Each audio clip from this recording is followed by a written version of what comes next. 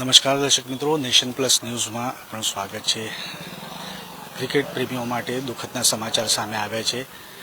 ખાસ કરીને વાત કરીએ તો વડોદરાના દિગ્ગજ અને ભારતના એવા દિગ્ગજ પૂર્વ ટેસ્ટ ક્રિકેટર અંશુમન ગાયકવાડ હવે આપણી વચ્ચે રહ્યા નથી।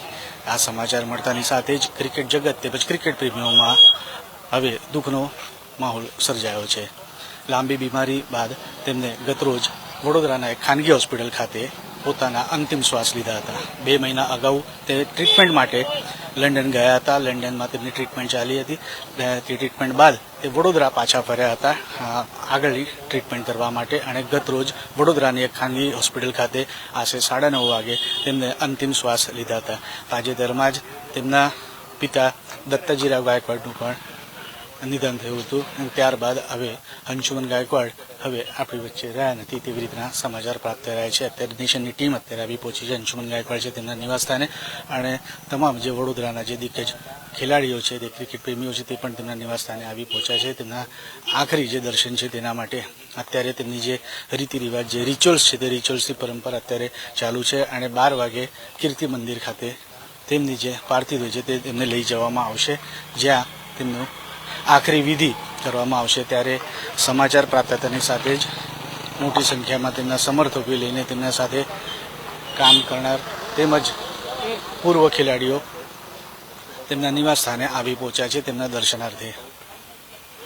અંશુમન ગાયકવાડની ખાસ કરીને વાત કરીએ તો તેમને 40 જેટલી ટેસ્ટ રમી હતી। 40 ટેસ્ટમાંથી તેમને 2 સદી ફટકારી હતી અને 10 જેટલી અર્ધ સદી કરી હતી। આધારભૂત બેટ્સમેન તરીકે તે ગણાવવામાં આવતા હતા। ઓપનિંગ બેટ્સમેન હતા।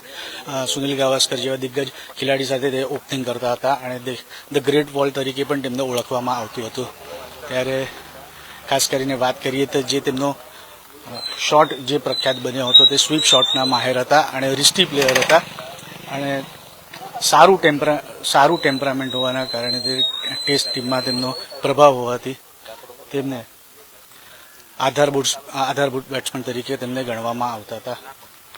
ખાસ કરીને વાત કરીએ 201ની તેમની જે ડબલ સેન્ચુરી છે જે જલંધરમાં તેમને પાકિસ્તાન સામે ફટકારી હતી તેને યાદ કરવામાં આવે છે।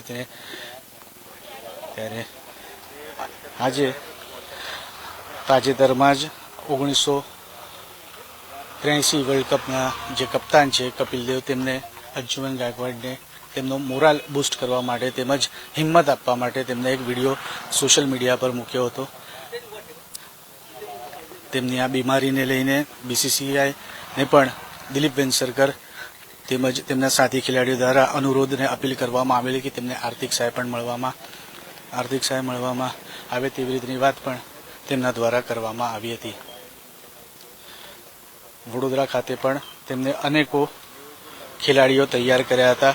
તે એક સારા તેઓ પૂર્વ સિલેક્ટર તરીકે પણ તેમને કામ કર્યું છે। તેમને ત્યારે વડોદરા ખાતે પણ તેમને અનેકો એવા સિલેક્શન જે MS યુનિવર્સિટીનું સિલેક્શન હોય કે મોતીબાગ ખાતેનું અંડર 16-19નું સિલેક્શન હોય તેમાં તેમને માધ્યમથી તેમના સિલેક્શનના માધ્યમથી તેને અનેકો એવા મોટા દિગ્ગજ ખેલાડીઓ વડોદરા ખાતે પણ તેમને બનાવ્યા છે। વડોદરા તેમજ ભારતીય ટીમના પૂર્વ વિકેટ કીપર નયન મોંગિયા પણ તેમના નિવાસ સ્થાને છે અને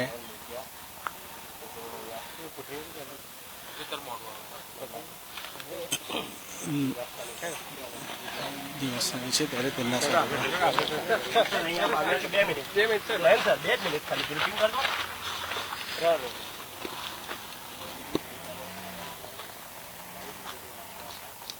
ભારતીય પૂર્વ વિકેટ કીપર નયન મોંગિયા જેઓ વડોદરાના વતની છે તેઓ પણ અંશુમન ગાયકવાડના નિવાસ સ્થાને આવી પહોંચ્યા હતા। તેમના આખરી જે દર્શન અર્થે અહીંયા આવી પહોંચ્યા હતા।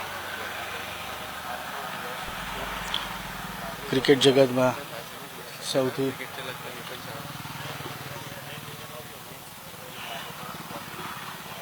પૂર્વ ભારતીય ક્રિકેટર અને ભારતીય રાષ્ટ્રીય ક્રિકેટ કોચ અંશુમન ગાયકવાડ કેન્સરના જેવી ગંભીર બીમારી સામે જંગ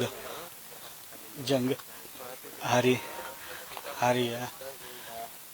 ગત રોજની વાત છે. આશરે 9:30 વાગે વડોદરાની ખાનગી હોસ્પિટલ ખાતે તેમને અંતિમ શ્વાસ લીધા હતા. તેઓ સારવાર માટે લંડન પણ ગયા હતા. 2 મહિના પહેલાં જ તેઓ વડોદરા આવ્યા હતા આગળની સારવાર કરવા માટે. તેમના અવસાનના સમાચાર પ્રાપ્ત થતાની સાથે જ ક્રિકેટ જગત તેમજ ક્રિકેટ પ્રેમીઓમાં પણ ભારે શોકની લાગણી વ્યાપી છે. ત્યારે તાજેતરમાં જ દત્તાજીરાવ ગાયકવાડ તેમના જે વડીલ છે તેમને પણ ક્રિકેટર તરીકે નામના મેળવી હતી. તેમના પગલે અંશુમન ગાયકવાડે પણ ક્રિકેટ જગતમાં પોતાની નામના પ્રાપ્ત કરી હતી.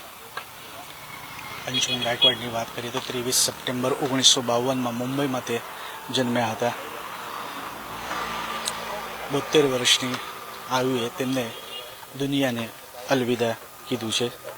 40 ટેસ્ટ મેચ રમી ચૂકેલા અંશુમન ગાયકવાડની સાથે 15 વન ડે ઇન્ટરનેશનલ પણ રમ્યા હતા. તેઓ કોચ તરીકે પણ તેમને સારી કામગીરી કરી હતી ને વર્ષ 2000 દરમિયાન આઈસીસીની ચેમ્પિયન્સ ટ્રોફીમાં રનર્સઅપ થયા બાદ તેમને કોચ તરીકેની તેમની જે સફર હતી તે સમાપ્ત કરી હતી.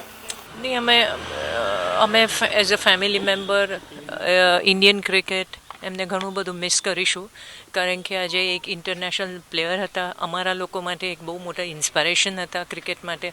અને આજે ઇન્ડિયન મેન્સ ટીમના કોચ રહી ચૂક્યા છે, મેનેજર રહી ચૂક્યા છે. તો બટ નેચરલી ઇન્ડિયન ક્રિકેટ એમને ઘણું મિસ કરશે, ફેમિલી મિસ કરશે, અને એક સારો ક્રિકેટર, એક સારો વ્યક્તિ અમે મિસ કરીશું. 1982 ને 83માં જલંધર ખાતે પાકિસ્તાન સામે તેમને જે પોતાની ઇનિંગ રમી હતી જેમાં તેમને બેવડી સદી ફટકારી હતી 201, તે આજે પણ તેમને યાદ કરવામાં આવે છે. વડોદરાના GSFC કંપનીમાં પણ તેમને કામ સંભાળ્યું હતું અને 2000ની સાલમાં તેમને સ્વૈચ્છિક રાજીનામું ત્યાંથી આપ્યું હતું. 2018ની સાલમાં તેમને CK નાયડુ એવોર્ડ તરીકે પણ તેમને લાઈફ ટાઈમ અચીવમેન્ટ એવોર્ડ આપીને પણ સન્માનિત કરવામાં આવ્યા હતા. ખાસ કરીને વાત કરીએ ક્રિકેટ જગતમાં ભારે શોકની લાગણી જોવા મળી રહી છે અને જે ક્રિકેટ પ્રેમીઓ છે તે પોતાની પ્રતિક્રિયા આપી હતી. વાત કરીએ તો દેશના વડાપ્રધાન નરેન્દ્ર મોદીએ પણ ટ્વીટ કરીને આ મામલે પરિવારજનોને કંડોલન્સીસ પાઠવ્યા છે. હવે 12 વાગે તેમનો પાર્થિવ દેહ છે તે કીર્તિ મંદિર ખાતે લઈ જવામાં આવશે, જ્યાં અંતિમ વિધિ કરવામાં આવશે. કેમેરામેન નવનીત પરમારની સાથે Satyam Nevaskar, Nation Plus News, Vadodara. સમાચારોનો સતત અપડેટ મેળવવા માટે અમારી નેશન પ્લસ ન્યૂઝની યુટ્યુબ ચેનલને સબસ્ક્રાઇબ કરો, બેલ આઇકન દબાવો અને જોડાયેલા રહો ફેસબુક, ઇન્સ્ટાગ્રામ અને ટ્વિટર પર.